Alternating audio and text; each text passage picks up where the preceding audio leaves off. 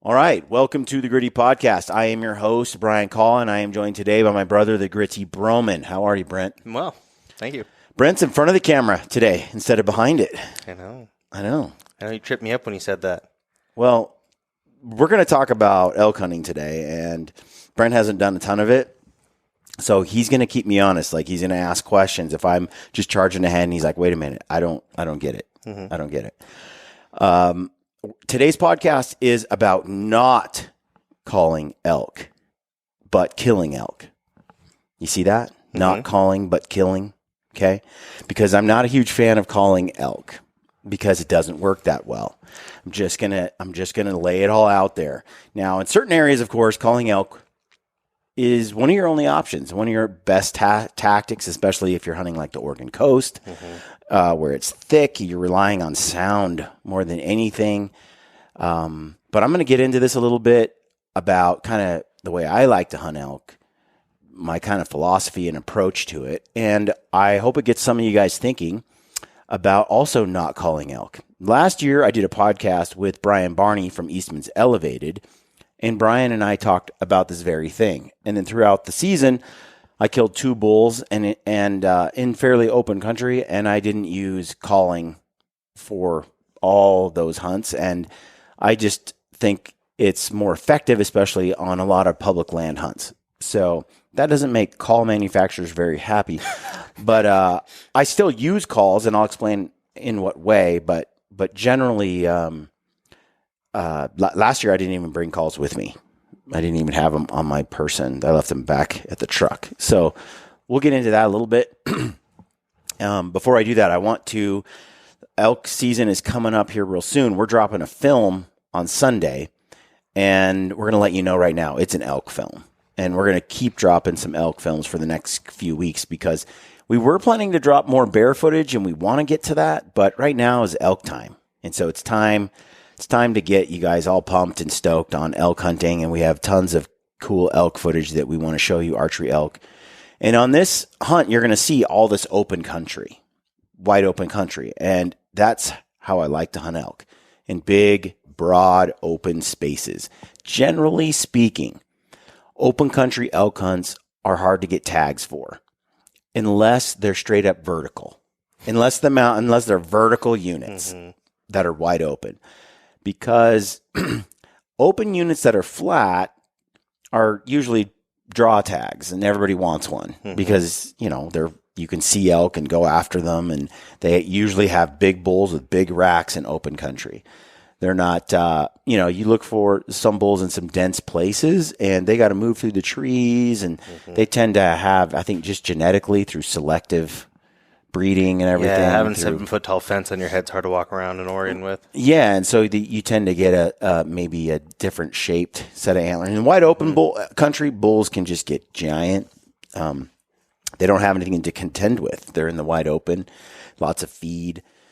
But I'm looking for open country hunts, open country areas where I can chase elk. It's going to require a little bit higher level of fitness for a lot of people because, and you'll see in these upcoming films, because these are straight down kind of units that I'm pursuing elk in. It's where I like to be. And if you imagine this, let's say you wake up in the morning, you pop out of your shelter or whatever, sleeping on the ground like we did a lot last year. No tents at all, just right on the ground. Wake up and you look and you can see 3 miles with your spotting scope.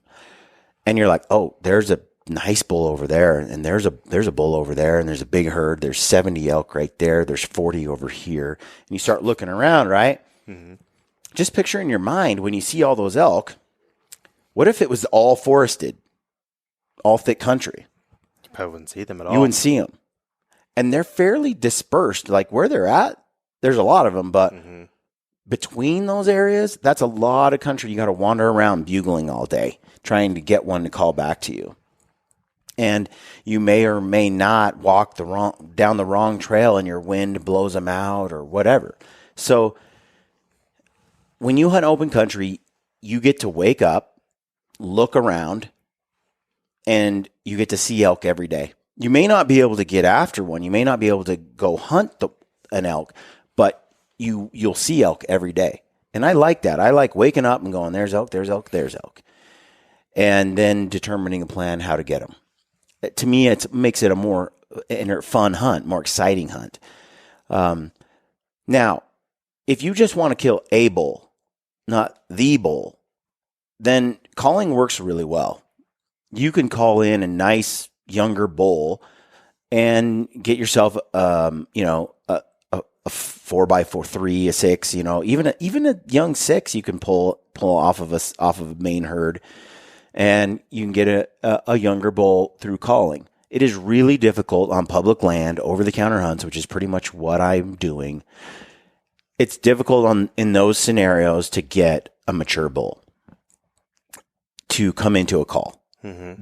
They just don't want to leave their herd. Yeah, they got their cows. Why would they want to come to you? They don't need to. Mm-hmm. They've accomplished. They've won. So to me, I have found if you want to go for the bull, in open country, you also get to choose. Like maybe you're looking around, you're like, well, there's a 6, there's a 6, there's a 6. But this 6 is like 290. This one speaks to me. This bull over here is 350. Yeah. I want to chase that bull. Like you can be more selective in those open country when you have visibility. That said, in open country, I think you want to chase, you want to go after bulls that are in areas that are huntable. So one of the things I'm looking for, and this is kind of nice about steep country. A lot of times, steep country has more reliable wind patterns than your flatter country where the thermals kind of switch and the wind swirls a lot. A lot of times in those big open areas that are steeper, you're going to get wind patterns that do what they're supposed to do, where the thermals pick up and the wind blows hard downhill or when it's cooler in the evenings and in the mornings and then blows uphill in the afternoon. And you can start planning your hunts around those weathers. Give me a unit where the weather, or a mountainside where the weather is more reliable, where the wind is more reliable, and I'll kill a bull. I want time and a solid wind, and I will kill a bull. So I like to look for areas where I'm able to hunt like that. One of the best ways, shameless plug here for Treeline Academy, for Mark Livesey, one of the best ways to preseason scout for elk is to go download his Treeline Academy class, by the way. Use the code GRITTY because it helps us out, helps Mark out, helps you out. Everyone wins. You get a discount. And when you take the course, you're going to learn a lot about elk behavior, what attracts elk finding features. You're going to find areas. Mark teaches you these strategies of, areas where where the elk go and the pressure hits when the hunt starts. Like, where do these, he finds these patterns, these areas where there's very little elk pressure. Because it's hard. It's X many miles from a road, a trail, any kind of access. Therefore, hunters are less likely to get there, which then makes those elk pile into those areas as soon as that pressure hits. And your idea is to find, okay, where are those non-pressure areas? Mm-hmm. And secondly, which of those areas are the best to target? What's the habitat? Where's the water? Where's the food? Where's the shelter? The escape routes? Like what do the elk have? And then you can do that all from your home, on your couch, in your office, whatever. You can look it up and you can learn from there how to find these areas. And like I said, I'm looking for that open country that's steep and other people don't want to go. And I'm targeting the biggest bull I can find in those areas. Or just a bull that speaks to me, one that I really gets me excited. Okay. So I say, find the bull, but also hunt the area that's huntable. And we'll get into that a little bit more in a few minutes. If you need time to kill an elk, to kill any animal spot in stock. And I want to get into this a little bit. There's a maximum speed that you can go when you're pursuing an animal on a stalk. And there's no point in going any faster than that speed because you're just going to blow the animal out.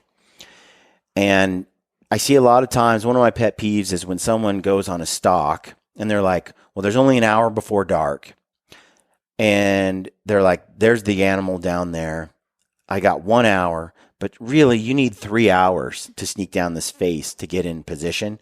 But they're going to try to just hurry. It's not going to work. Don't even bother. Like, know your limits. Know what will work and what won't work. There's a maximum speed that you can go on a stalk and still perform an effective stalk.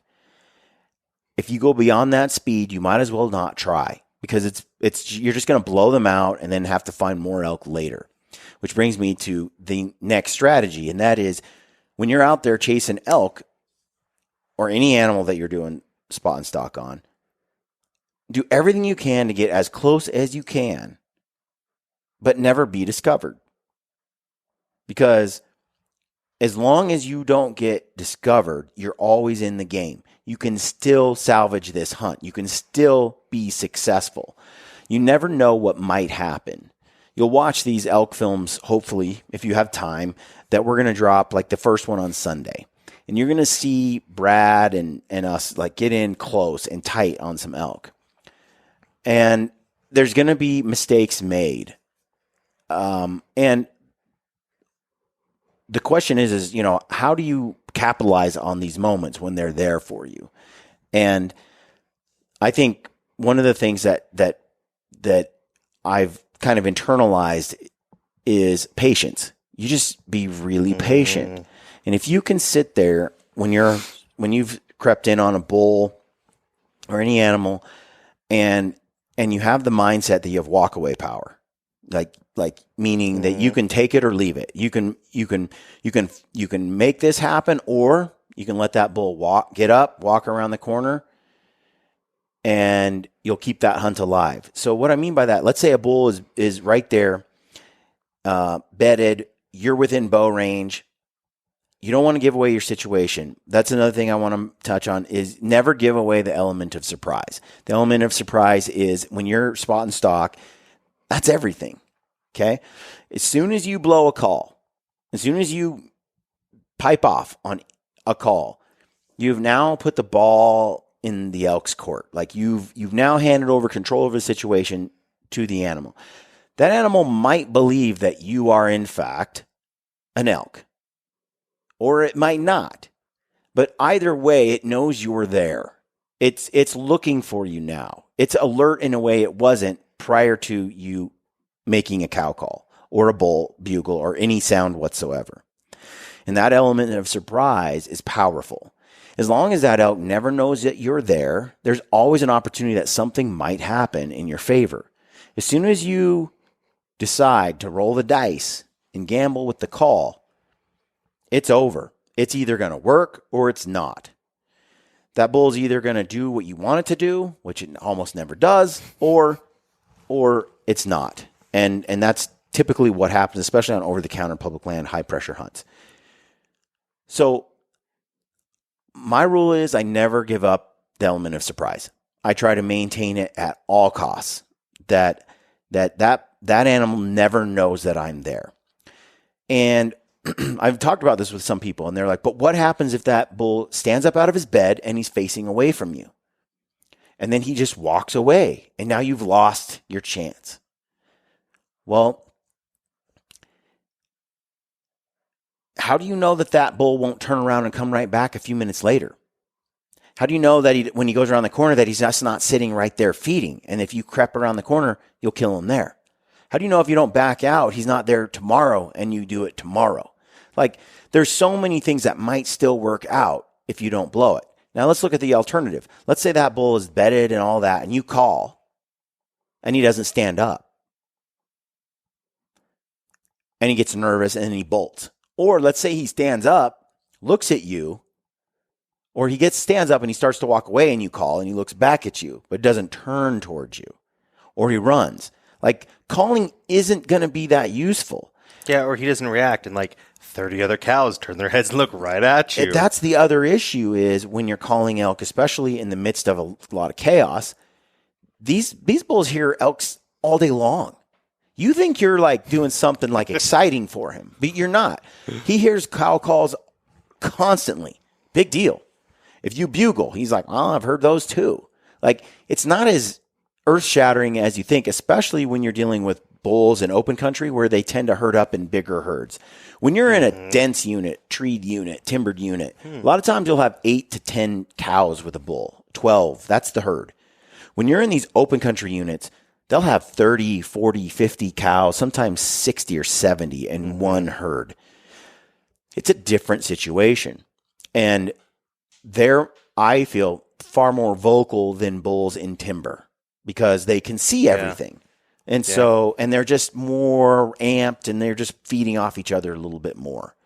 So I would say, you know, when you're in that situation, keep in mind, like, you're not that exciting when you make some calls. They hear it all the time. So that's another thing, you know, just because you're calling to them, And then if they do hear a call in open country, they tend to look or just check you out. And they're like, yeah, I don't see any elk. I don't see that bull over there. You know, they just quickly determine that it's fake. And so I feel like you're far more lethal if you don't make a peep. Okay. And you keep the hunt alive. Let's see here. I know I've bounced around a little bit trying to get through this as quick as possible, but give you guys some useful info. One of the things I was going to say about this steep country, and that's another podcast in itself, but when you're in this steep country, you got to have some fitness, right?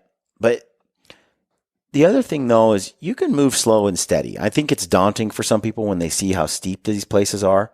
When you see, if you watch the upcoming film on Sunday, you're going to see our cousin Trevor there, and he's creeping along pretty slow. He's not super fit, and he was able to hang with Brad and I throughout most of the hunt.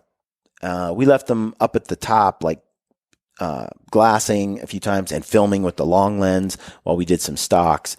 And he did well. So I wouldn't He got in and he got out on his own. It's like you carried him out there. Yeah.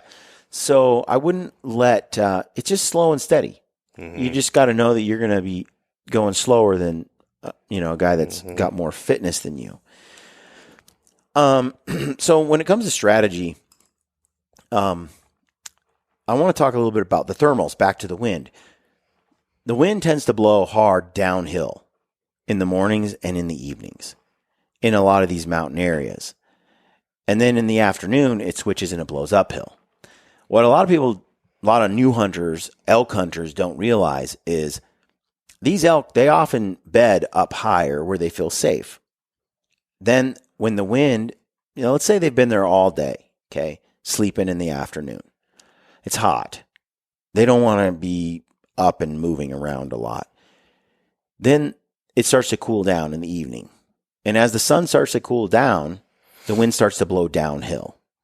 Okay. Now it's been blowing uphill all day in their face. Now, while the wind's blowing uphill, they tend to turn around. They tend to start moving down canyon to the basins, to the low country, where they're going to feed and rut all night.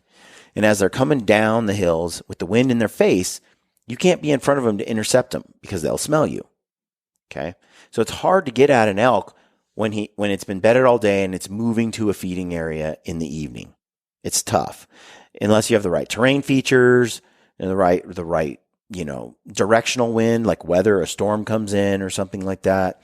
It's really tough because they're going to use those thermals at their benefit. They're only going to move when the wind is in their face. So it's hard for you to get in front of them. Okay.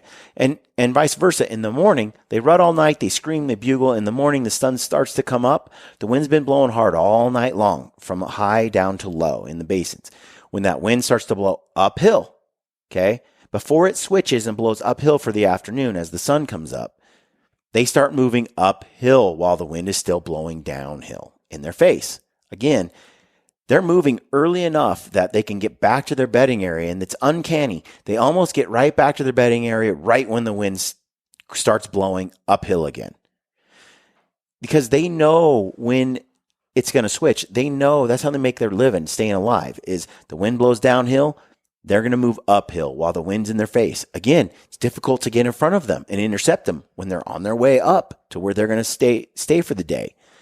So I don't like to intercept elk on their way in the morning on their way back from their feeding area to their bedding area, and I like to intercept them when they're leaving their bedding area to go to their feeding area in the evening. I like to kill elk in the afternoon. Almost always, I've killed almost all my elk in the afternoon. That's the money time. I think that's spot and stock time. So one of the best ways to kill elk, I've had this conversation even with Corey, who does a lot of calling, Corey Jacobson. It's the afternoon. You let those elk move up into their bedding area. They bed down. The wind is blowing uphill. You come in above them. You get right into their group. I like to sneak in right to the edge of the herd, as close as I can get to the edge of the herd without being discovered with the wind in my face, blowing hard uphill. Like I said, in a lot of these units, the wind's reliable in the afternoon like that. You can get right up next to them. The wind's blowing hard in your face, up the mountain, the steep face. The elk are all bedded below you. I get as close as I can, and then I wait for that bull to come close to me within bow range. So I know people are going to be thinking, like, you're just walking straight at them in the open. That's interesting because... that's what we'll go back to, like you were talking about. There's one speed you can go.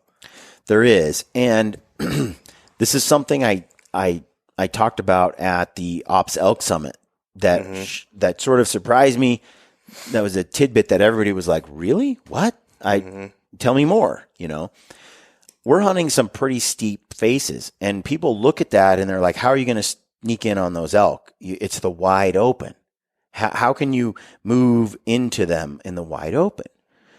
Well, it's weird, but you can. Like the elk. If you're not moving fast, they're just like... They see movement. Yeah. And they're busy doing things. They're ruddy and they're careless. And we have found, especially on those steep slopes, butt crawling is the best option. Get on your back, get on your butt, get flat, and you slither down the mountain. Even, at first, our bow is across our waist, and we're kind of crab walking a little bit, just sliding a little bit. As I get closer and they can see a little bit more, my legs are flat, and I'm down on my elbows, and I'm laying down more, and I'm slithering down the mountain. But I'm always prepared to stop and just lay there in a comfortable position, or sit there in a comfortable position.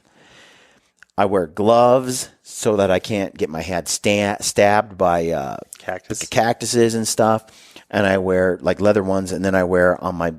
I use I talked about this too, a foam butt pad. Ryan Lampers sells one. I actually took that and cut it in half and stuffed it down my pants and used that on my booty so that I could then slither down the hill. I was using the Apex hoodie by Sitka, and they have those elbow pads in the Apex Merino blend hoodie. And that's another great thing because I'm down on my elbows and I'm on my hands and I'm on my butt and I am slithering down the mountain. And you would be shocked how close you can get right under their nose. As long as you're like kind of looking, you're like, okay, they're not looking. You just move so slow. You move like a snail. You move like the slow hand of a clock. You move so slow, it looks like you're not moving. And I got within bow range of 50 elk, 40 elk, 30 elk. Like I got within 15 yards of elk and sat there waiting for the bull to come close. And it's uncanny. Like once you start doing it and you start realizing what you can get away with, it's pretty impressive. You're still looking for sagebrush to slither between. You're kind of looking for a crack. You need cover wind. That's another thing to pay attention to is you need a journal, a wind journal. I've been doing it on my cell phone for a few years now because I have my Onyx maps on there. By the way, use the code GRITTY for your Onyx. And you save. The Onyx maps, I put notes in there and I say, okay, this is where I'm going to do this, when I'm asleep. This is when the wind is blowing, when they're sleeping. And this is which direction it blows in at this time. And when you're in September, in a lot of areas, it's not even just these, but in the mountains in general, there's a time of day, like 2 o'clock sometimes, 1 or 2, you'll start to see this pattern where the wind picks up for an hour or 2 hours, just because it's been hot all day, but the sun is starting to shift.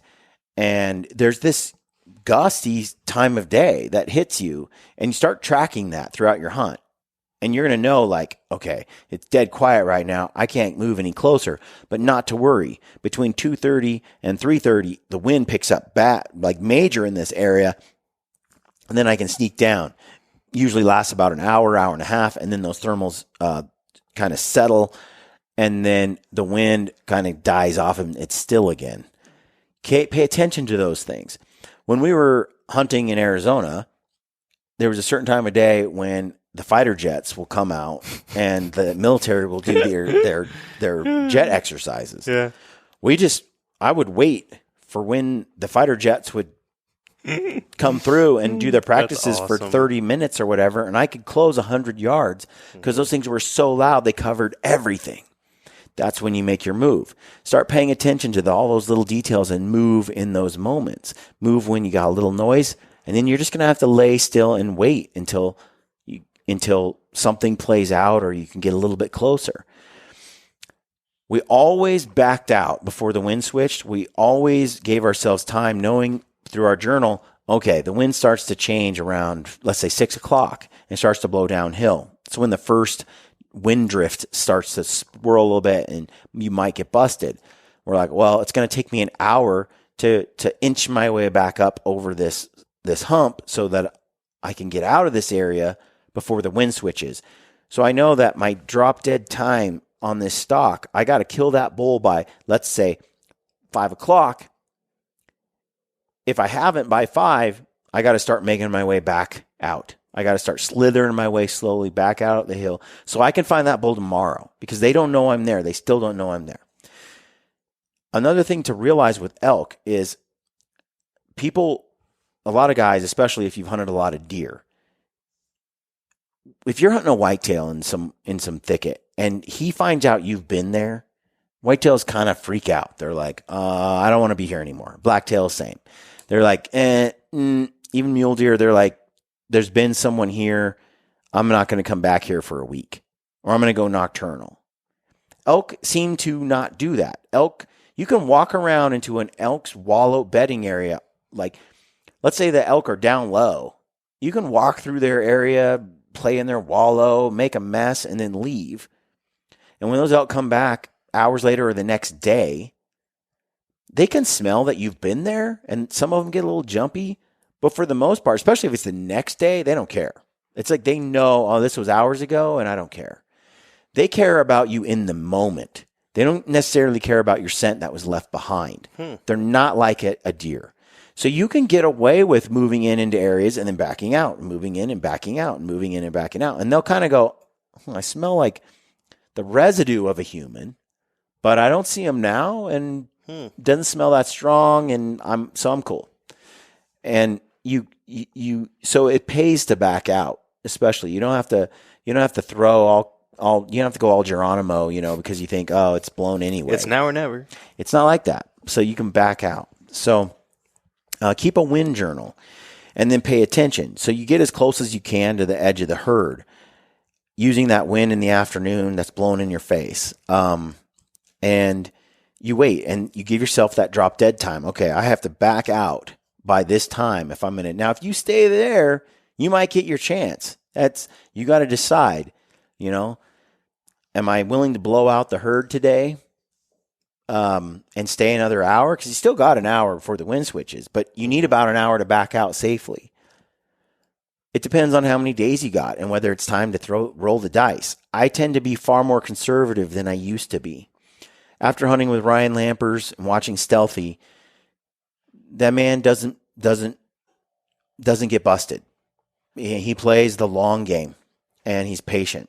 If that thing's not going to work out that day, he's out of there before the wind busts him, and he comes back the next day and the next day, and he knows it's a matter of time. As long as he doesn't blow them, they're going to be right there day after day. He's going to kill one. And I would say that, he and I both are hunting in pretty tough areas, remote areas where there's not a lot of people. So you can play that long game a little more than you can if you're in a heavily hunted area. A lot of you weekend warriors, you're just up there wherever the other weekend warriors are, and it's like you don't get to play the patience game. If you're right there, it's like, well, now's my chance. I won't be here tomorrow. And that's a strategy. You've got to hunt within your limits. But if you can dedicate 7, 8, 10 days to a hunt in an area that's fairly remote, and you can play that long game, your odds of success go skyrocket. They go so much higher. And if they never find out you're there, you're in that game every day. Every day they kind of hang out in the same general areas. And the more times you go on a stock, but it doesn't work out and you back out, the better you get at it. You're like, last time the wind did this, and it's pretty reliable at this point, and wind picks up at this time, and I already know my route because I've done it twice already.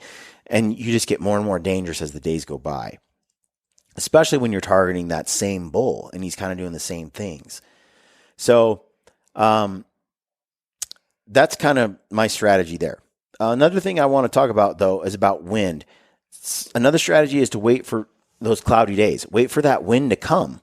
It's only a matter of time before a weather day hits. I was hunting with Ryan years ago in Arizona for KUIU deer, and he was talking. It was just so quiet. We could hear dudes talking 1,000 yards away on top of a hill, like with quiet voices, and it just carried it. You could hear a pin drop in the desert like that. It's uncanny how far sound travels. It's unreal. And we were listening to these animals up there, these dudes up there, military guys in camo, like fatigues hiding up there. But we could totally hear them. Like from 1,000 yards, we could hear a conversation. And then we finally spotted them with our glass. Well, those dudes were up there looking for illegal aliens and drug smugglers and so forth. But their sound carried 1,000 yards, and they were having a pretty quiet conversation. Didn't matter. You can hear that. So, trying to sneak up on an animal with that kind of like quietness. One of the things that Ryan, he's like, well, Thursday, it's going to be a weather day, and it's going to be really windy and kind of stormy, and that's the day I'm going to kill. I've been watching this buck for a few days. I'm going to kill him that day because the wind is going to cover my approach. That's a smart play. Like, pay attention to the weather. Pay attention to, okay, it's hot for the next 3 days, but on this day, on a spot and stock scenario especially, on this day, I can get in and kill him.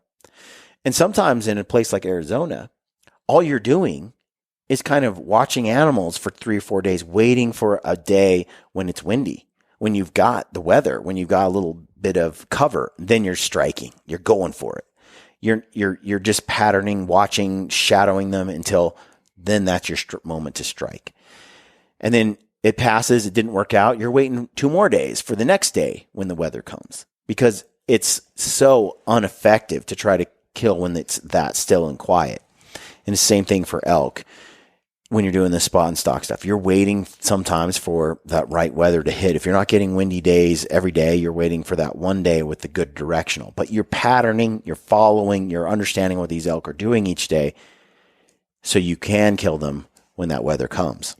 Another thing to consider is that wind is something that you study. Like, you can't see it with your eyes. You can't see it. And in areas where it's not as reliable, or where you feel like it swirls a lot, you can get into some places where you realize that the wind isn't as swirly as you think it is. And I learned that from hunting a lot of blacktails from tree stands. And are you saying it's more patternable? What's the word of there? So you can use terrain features, directionals, and so forth to hunt elk. So last year on my second bull that I killed, I was hunting in an area, and I talked about this in depth on the podcast I did last year. So you should go back and listen to those if you want to get the real details from it. But I was on a bluff overlooking a little pinch point that was off to my side, but the bluff was out here, and it was like 100 feet down. Pretty steep bluff. And my wind was at my back. And I'm like, it's blowing hard down the bluff. And to my right off the bluff, it kind of swoops up, and there's a little saddle, pinch point. I learned through the journal and keeping track what the wind was doing. And the wind would blow right over the top of these elk. And I'd have 40 or 50 elk walk up the canyon, screaming from private property down low, you know. They'd be feeding all night and stuff, and then they'd be like, okay, we got to get up into the mountains and get where we're safe, right? And it's pretty common stuff, and these elk start moving up the drainages, and they come right through that little saddle, and they bed up in this basin that I was in. Well, like I said before, it's hard to intercept elk on their way back from a feeding area because what's happening? The wind is at your back, blowing in their face. And as they approach you, they're purposely approaching their bedding area with the wind blowing in their face, they can smell. So what I did is I got on that bluff, and my wind was actually, and I use those little milkweeds, those little wind drifts that you can get like at Cabela's or whatever, and you can throw that on the wind, and you'll see like your scent actually floats over the top. It'll go over the animals. And I watched this wind, go over the top of these elk. Sure enough, they came in underneath me. They never smelled me. And I was like 100 yards from these elk with the wind blowing straight at them. But it didn't settle. It didn't go down in there where they were at. It went over them. And it seemed like there was a little bit of a wind, like directional, that would sweep up this canyon. And on this particular bluff, I had a good wind all the time. It was very reliable. But if I got too close to the pinch point where they were walking through, my wind would suck into that pinch point and they'd blow out.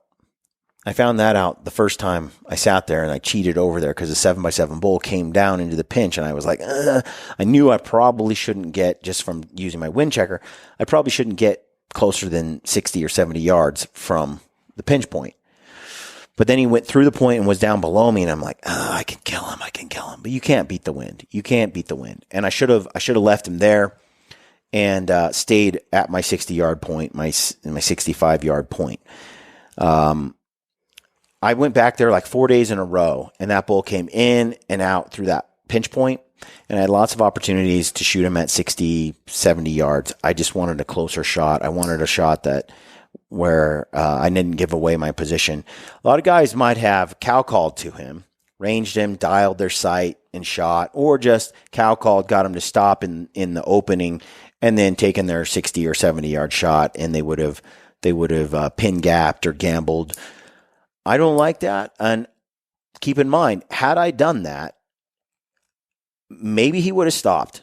I like to think he would have, especially if I made an odd sound or a bugled or something. He looks right at me. But now I've done what I don't like to do. I've given up my element of surprise. In my mind, as long as he never knew I was there, I could come back there every day. And one of those days, he was going to do something that was going to get him killed. If I cow called or I bugled right there, I was at risk of him looking right at me. And if he ignored me, which is common during the rut, I'd still have 20 elk look at me, 20 calves, and other critters looked right at me. And then I'd be like at full draw. That's what you do now. And they're going to go, there's no elk on that hill. And the jig is up and they all blow out. And who knows when they come back. And that's a perfect killing scenario.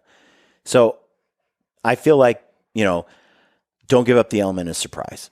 That is where you are in control, and you're going to capitalize on that success. So that's how I would approach that situation. And it's funny, like as I sat on that bluff, those elk don't want to climb the bluff, and they don't want to come through the bluff on the backside. And that terrain feature kind of allowed me to sit there day after day after day without getting busted, even though there were elk all over. I had 8 cows and some calves literally step from here to Brent, like a 1.5 feet from me, and just step right there. And they were like, then they jumped back and they freaked out and they were all standing. I'm like, I almost got stepped on, and he scared the crap out of me. And then they were literally like 4 feet from me, 3 feet, and their nose flared. They're all standing there frozen. And they all kind of tiptoe away. And I literally could have reached out and grabbed her leg. But the wind was really hard at my back, blowing off the bluff, and they came in right behind me along the cliff. And I just was in that perfect little spot where it's hard for them to be downwind of me, but they were just so close to me. They smelled something. They smelled a human there. And I'd been there 4 days in a row, so I was starting to leave a little stink on that particular spot. But that's where a tree stand is money too, because tree stands allow you to get away with things that you can't get away with. They allow a method of hunting that is so lethal. If I had a tree stand in this area, I'd kill a bull. I'd kill a bull in a matter of a couple of days, because every day those elk go down and they feed all night long. You're in that tree before the sun comes up. They're not there. You sneak into that tree with the right conditions and the rubber boots and all that, and you're 40 feet above them, 50 feet above them. That wind is blowing out just like it does over the bluff, and they came in underneath you, and then you just kill that bull at 20 yards. You know, it's not quite 20 yards with angle compensation, but still, you know, if you practice that shot, you're lethal. I'm lethal at those steep angle tree stand shots. As an example, I killed this buck we called Big Sexy a few years back. Some of you guys have followed and you know all about this story. But I was after this buck that the guys have been trying to kill for a few years. And it was a whitetail buck in Ohio. And it was it's a gorgeous deer. And we knew from game cameras kind of what its patterns were and what it would do. But for some reason, when I got in my tree, he just never did the thing. And then when I wasn't in the tree, he did. Well, clearly, he just knew when I was in the tree. How did he know? Weird. Well, they know because they scent check you. They figure it out. They have an uncanny ability. You'll see blacktails. They'll be walking along, they'll smell, and they'll look right up at you. And it's like they can see wind. Think of it that way. Like when he picked up my smell, he felt the wind in a way where he could pinpoint my location based on where he smelled me from. How else can he go boom and look at you right in your tree? Why didn't he look to the right? Because he can tell the scent's coming down and at an angle to him. They have this uncanny ability to go, what? They smell the direction of the wind. They see in the wind. It's like they see the wind in a way we don't. And I'm in this tree, and I keep having these deer. I see these deer come below. They come down this old logging road that's overgrown. And they stop and they look toward my tree, and they see the tree stand there, and they see me in the tree, and they're like, yeah, I'm out. Because they already knew there was a guy in there every now and then. So they were just visual checking.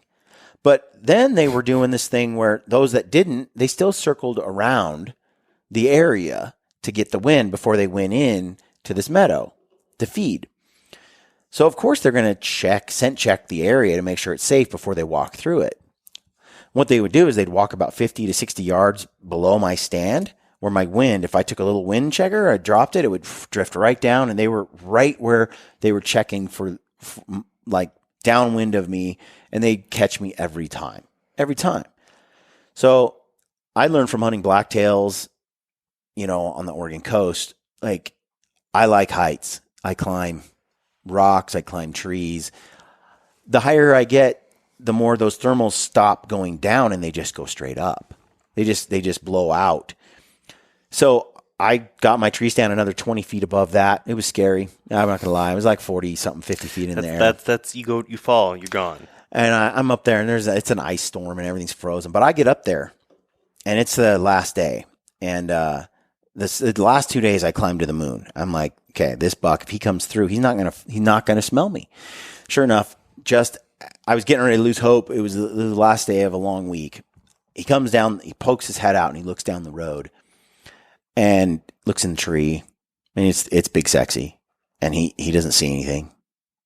So he turns around and he goes back through the woods, and he is a giant, just big old body, stud, old, mature whitetail.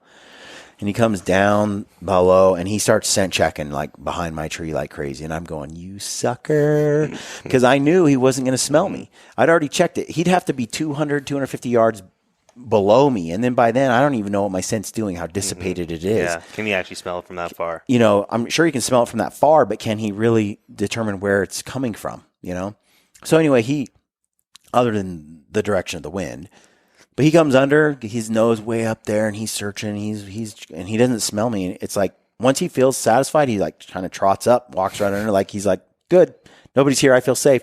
And he's moving up, and I came to full draw, and as he came, I'm like, rah, and it was a steep, straight down shot. It was only 16 yards with angle compensation, but it was like it was a long shot. I don't know the math, but it was a longer shot, but it was straight down, and I nailed him.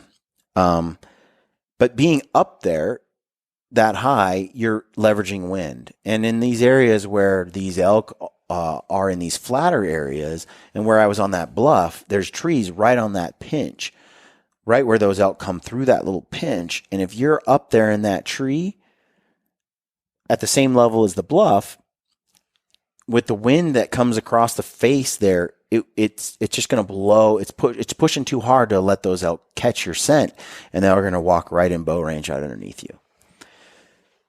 And those little wind things you kind of figure out over time. Keep a little journal, pay attention. You know, a lot of whitetail hunters, I think, often have a better understanding of those little kind of micro winds and stuff than a lot of Western hunters, because they spent so much time, you know, getting away with those things with whitetails and hunting whitetails. So I think it's something that you can apply to elk hunting just as much. So anyway, I think that's kind of it. Like I wanted to cover that and throw it out there. Check out this Sunday's video. Let us know what you think. We're doing a giveaway for Initial Ascent pack right now. And that pack, basically, to be entered to win, you just got to join us on our locals at our Gritty Stealthy Locals community at gritty.locals.com. And for those that don't know, over there we have, what do we have, Brent? We have exclusive film content, lots of film content that's only over there that no one's ever seen except for the people in the community.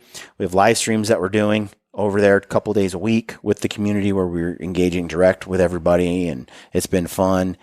And there's exclusive podcast content, but there's also a community page where everybody can post and share and sell things and hang out. And it's a cool place. But what it's really doing is helping us be independent. We're not so reliant on corporate sponsors and stuff. We're basically being funded by you guys directly, and that's huge. So that's been great. And then I want to ask you guys to go out and support us through Stealthy Nutrition, I should say. Check out Stealthy Nutrition. They've got krill oil. Ryan and Hillary have put together, I should say Hillary, but Ryan somewhat involved. He's there. There's some excellent electrolytes, E-Charge, that are coming through there. And the gut health stuff, the turmeric and the probiotics, I can't recommend it enough. You just need to go check it out and try it. You will not regret it. It's excellent stuff. And the CBD oil, the gummies, it's amazing.